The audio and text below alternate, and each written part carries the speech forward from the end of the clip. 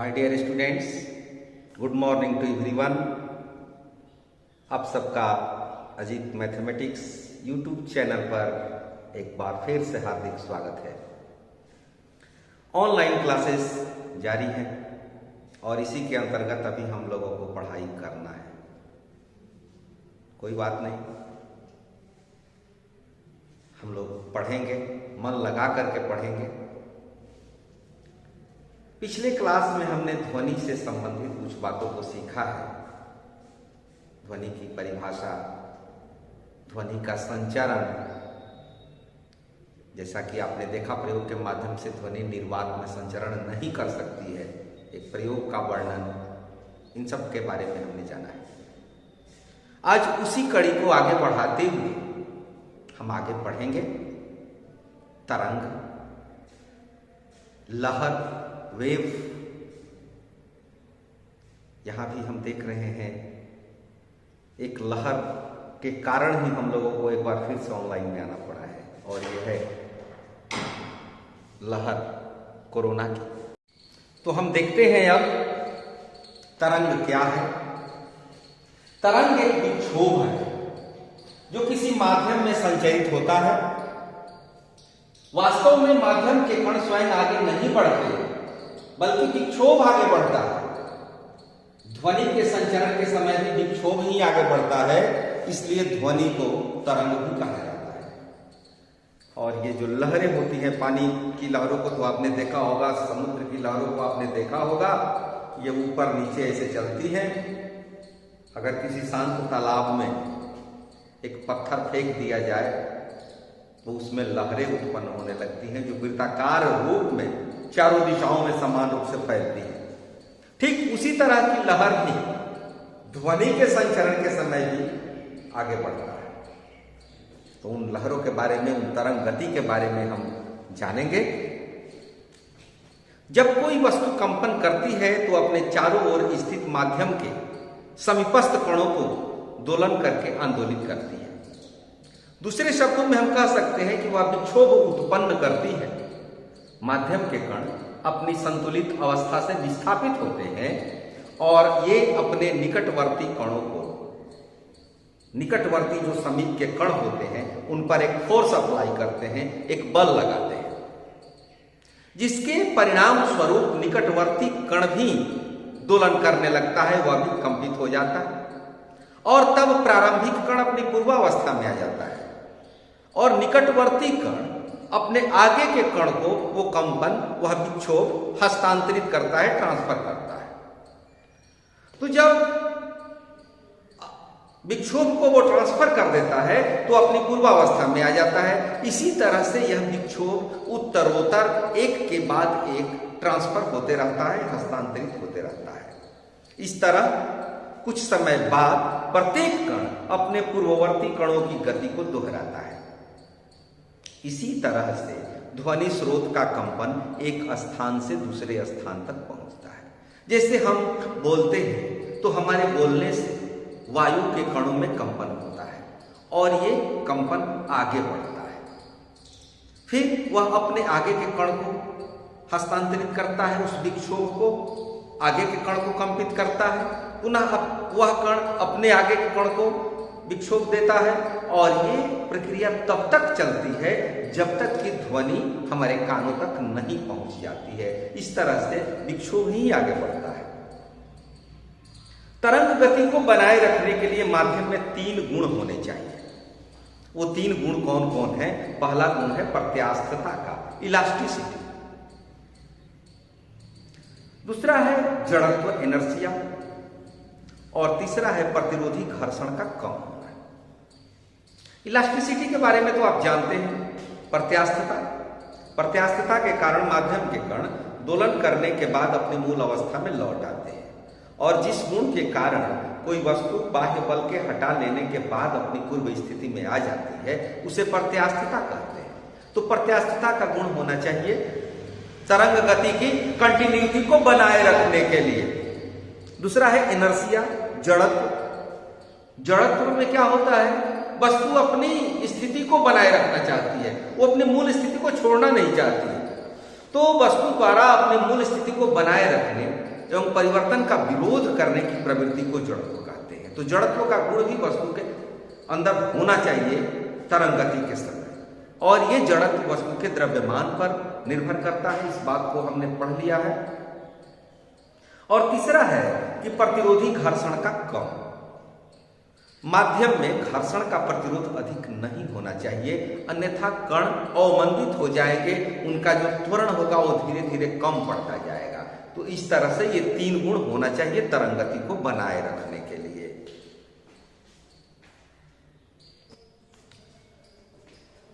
तरंग 2 प्रकार के होते हैं, यांत्रिक तरंग और अयांत्रिक तरंग। वे तरंगे जो माध्यम के कणों द्वारा अभिलक्षित होते हैं, अर्थात जिन तरंगों के संचरण के लिए माध्यम का होना आवश्यक होता है, ठोस, द्रव अथवा गैस, तीनों में से कोई भी एक माध्यम होना चाहिए, तो वैसी तरंगों को हम यांत्रिक तरंग कहते हैं। और जिनके संचरण के लिए माध्यम के कणों का होना कोई आवश्यक नहीं होता है, उसे अयांत्रिक तरंग कहते हैं। तो यांत्रिक तरंग के लिए माध्यम का कण होना जरूरी है। यांत्रिक तरंगे केवल पदार्थीय माध्यम में, द्रव्यात्मक माध्यम में अर्थात ठोस, द्रव अथवा गैस में ही गति कर सकती हैं, जैसे ध्वनि तरंगे हैं, जल तरंगे हैं। अयांत्रिक तरंग या गैर यांत्रिक तरंग, नॉन मैकेनिकल वेव्स, इनके संचरण के लिए द्रव्यात्मक माध्यम का होना आवश्यक नहीं है, जैसे प्रकाश तरंग है, रेडियो तरंग है। इनके संचरण के लिए माध्यम का होना कोई आवश्यक नहीं है, तो प्रकाश निर्वात में भी गमन करता है, रेडियो तरंगे निर्वात में गमन करती हैं, तो इनके लिए माध्यम का होना आवश्यक नहीं है। हमको यहाँ पर अध्ययन करना है यांत्रिक तरंग के बारे में ही, यांत्रिक तरंग के बारे में हम जानेंगे, जिनके लिए द्रव्यात्मक माध्यम का होना जरूरी है। तो एक एक करके हम देखें। यांत्रिक तरंग भी 2 प्रकार की होती है।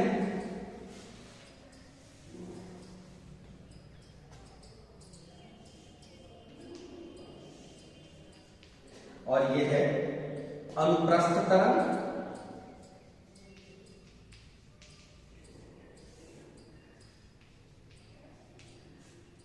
और दूसरा अनुदैर्घ्य।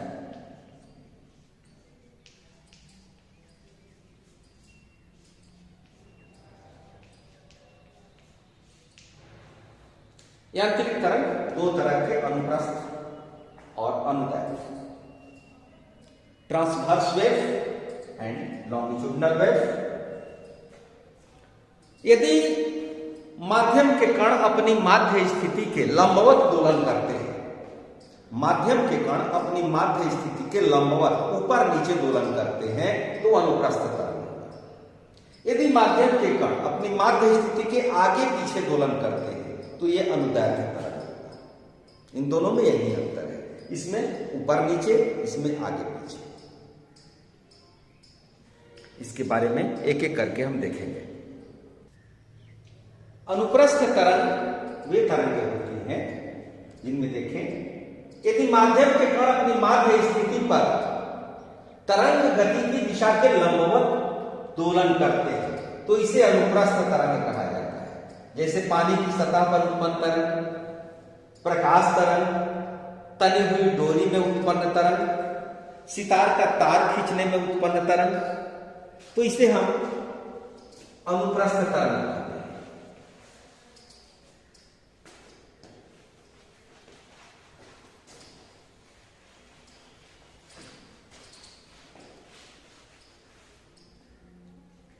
इस तरह से पानी की सतह पर जो लहरें उत्पन्न होती हैं, इस तरह से अगर किसी डोरी को हम किसी आधार से सीधा बांध करके और उसको हिलाएं, तो भी इसी तरह से कंपन करती है। तो इस तरह की तरंग को हम अनुप्रस्थ तरंग कहते हैं। माध्य स्थिति तो ये हुआ, यदि कोई वस्तु कंपन नहीं करती, मान लीजिए कि किसी आधार से, किसी खंभे से एक डोरी को इस तरह से बांध करके और सीधा रखा गया, और यहां से एक हाथ से पकड़ के उसको इस तरह से हिलाए, तो ये डोरी कंपन करेगी और इस तरह से इसमें कंपन उत्पन्न होगा।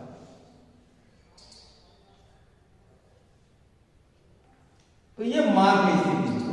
तो माध्य स्थिति के जितना ऊपर उतना ही नीचे, फिर जितना ऊपर उतना ही नीचे। तो इस प्रकार जो कंपन होता है उसको हम अनुप्रस्थ तरंग कहते हैं। ठीक इसके विपरीत अनुदैर्घ्य तरंग। यदि माध्यम के कण अपनी माध्य स्थिति पर आगे पीछे तरंग गति की दिशा में कंपन करते हैं तो इसे अनुदैर्घ्य तरंग कहा जाता है। जैसे ध्वनि तरंग होता है, इसमें कण आगे पीछे कंपन करते हैं। स्वरित्र द्विभुज में जो तरंगें उत्पन्न होती हैं, छत के ऊपर जो छड़ निकला रहता है उसको यदि हम कंपन करा दें, हिला दें, तो भी आगे पीछे इस तरह से कंपन करता है। तो इस प्रकार की तरंगों को अनुदैर्घ्य तरंग कहते हैं। सर्पिल कमानी, स्प्रिंग को लेकर के आप दबा दें, छोड़ दें तो भी आगे पीछे, यानी सर्पिल कमानी में उत्पन्न तरंगे ये भी अनुदैर्घ्य तरंगों के उदाहरण है। अब यहां दो बातें समझने की चीज, अनुप्रस्थ और अनुदैर्घ्य में क्या होता है।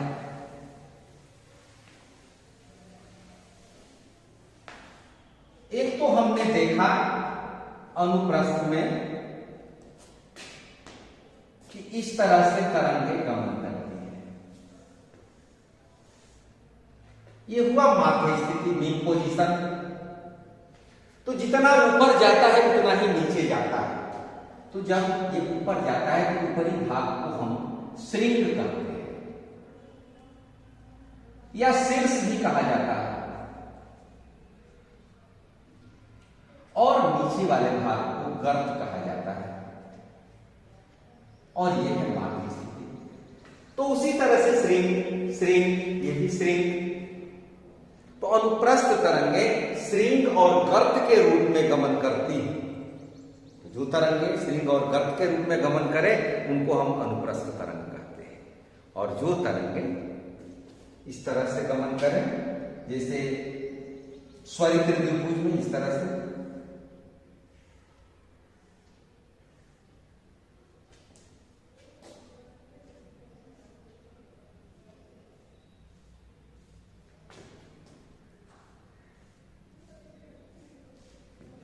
इसको कहते हैं संपीड़न। और यह है विरलन।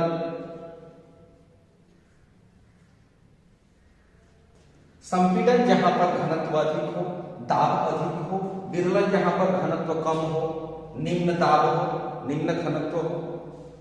तो जहां पर डेंसिटी और प्रेशर दोनों मैक्सिमम हो, संपीड़ित क्षेत्र हुआ, इसको सिंबल में सी लिखा जाता है। और यहां पर प्रेशर और डेंसिटी दोनों कम है, आर लिखा जाता है संकेत रूप में।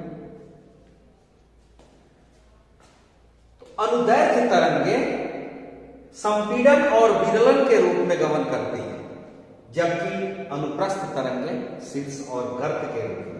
तो यह हुआ अनुप्रस्थ,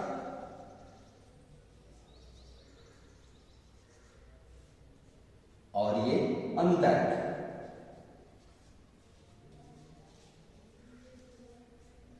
इसमें तरंग ऊपर नीचे माध्य स्थिति के लंबवत ऊपर नीचे, और इसमें तरंग माध्य स्थिति के आगे पीछे। अब माध्य स्थिति यहां पर तो हमने देख लिया, यहां पर क्या होगा, जैसे इन दोनों का बीच हम यहां ले लें, या इन दोनों के बीच में यहां ले सकते हैं, कहीं भी ले सकते हैं, इन दोनों के बीच में यहां ले सकते हैं।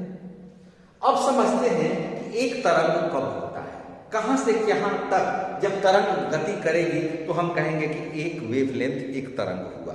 अब जैसे मान लो यहां ये स्टार्टिंग पॉइंट, तो यहां से तरंग गति करना शुरू करती है, तो इस तरह से यहां आती है, यहां आती है मीन पोजीशन में, फिर नीचे की ओर आती है, और फिर यहां पर आती है। तो यहां से यहां तक जब तरंग पहुंच गई तो उसको एक तरंग माना जाता है। मान लीजिए कि हम यहां से शुरू करते हैं, तो यहां से तरंग नीचे गई, फिर यहां से ऐसे होते हुए फिर यहां पर आ गई, एक गर्त, फिर एक श्रृंग, तब यहां से यहां तक का लेंथ एक तरंग होगा। अब इसको देखें, ये माध्य स्थिति मैक्सिमम ऊपर, या यहां पर मिनिमम, मैक्सिमम नीचे की ओर, मिनिमम नहीं बल्कि दोनों ही मैक्सिमम होगा। यदि यहां से तरंग का शुरू करें हम काउंटिंग, तो यहां से ऐसे आती है, फिर उस पोजीशन में वो तरंग यहां पर पहुंचती है, तब जाकर के एक तरंग होगा। तो यहां से यहां तक एक तरंग। ठीक इसके विपरीत नीचे की ओर यदि हम देखें, यहां से हम शुरू करें तो यहां तक जब आएगी तरंग, तो ये हुआ एक तरंग।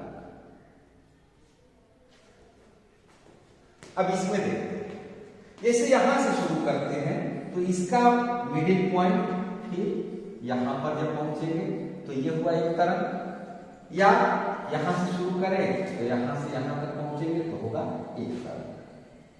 ये भी एक तरंग हुआ। ये अनुदैर्ध्य में हुआ और ये अनुप्रस्थ में हुआ, ये भी एक तरंग हुआ। तो अनुप्रस्थ तरंगे श्रृंग और गर्त के रूप में, अनुदैर्ध्य तरंगे संपीड़न और विरलन के रूप में। तो दो लगातार या दो क्रमागत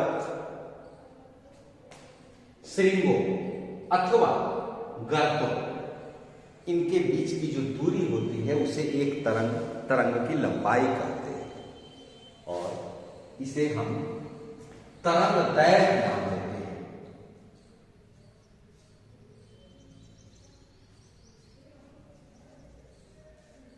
ये तरंग की लंबाई है, तरंग की लंबाई। और इसे ग्रीक लेटर लैम्डा,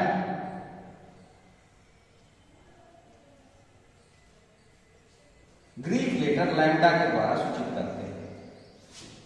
तो दो क्रमागत शीर्षों या दो क्रमागत गर्तों के बीच की दूरी को हम एक तरंगदैर्घ्य कहते हैं, इसे लैम्डा से सूचित करते हैं। चूंकि यह एक लंबाई है, एक लेंथ है, तो लेंथ का ऐसा यूनिट मीटर होता है, तो तरंगदैर्घ्य का ऐसा यूनिट क्या होगा, मीटर होगा। तरंगदैर्घ्य को हम मीटर में मापते हैं क्योंकि एक लेंथ है, एक दूरी है। और इस रूप में यदि हम तरंगदैर्घ्य को देखें तो कहेंगे कि दो क्रमागत संपीड़नों अथवा दो क्रमागत विरलनों के बीच की दूरी को हम एक तरंगदैर्घ्य कहते हैं, और यह भी लैम्डा के ऊपर होता है, इसको भी हम लैम्डा ही कहेंगे।